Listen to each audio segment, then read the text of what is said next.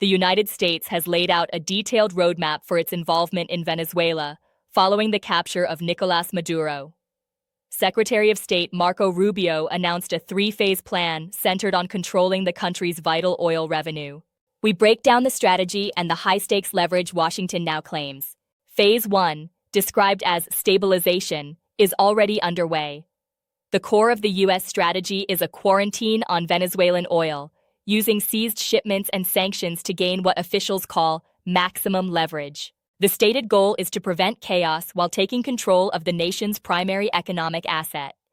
Step one is the stabilization of the country. We don't want it descending into chaos.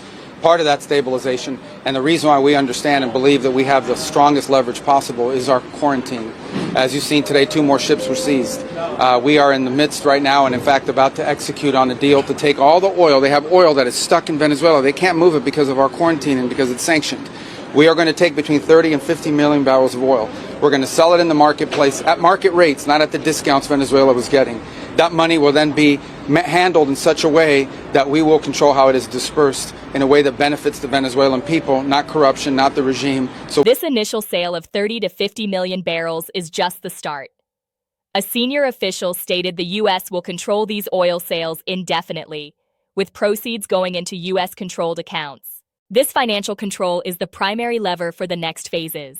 So we have a lot of leverage to move on the stabilization front. The second phase will be a phase that we call recovery, and that is ensuring that American, Western, and other companies have access to the Venezuelan market in a way that's fair. Also, at the same time, begin to create the process of reconciliation nationally within Venezuela so that the opposition forces can be amnestied and released and from prisons or brought back to the country and begin to rebuild civil society.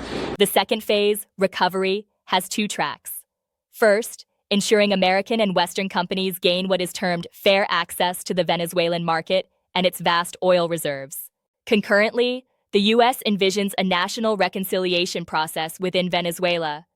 This phase aims to rebuild the economy with foreign investment while attempting to heal deep political divisions. And then the third phase, of course, will be one of transition. We got to go talk to the House. The third and most vaguely defined phase is transition. Secretary Rubio stated the end goal is for Venezuelans to transform their country, but provided no timeline for elections or transfer of power.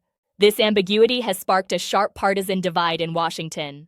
Republican lawmakers have largely praised the plan's leverage, with one senator calling the oil control a huge lever to direct Venezuela's future. However, Democrats have expressed deep skepticism. Senator Chris Murphy criticized the strategy as an insane plan to steal Venezuelan oil at gunpoint to micromanage the country. Others questioned the lack of an exit strategy and transparency,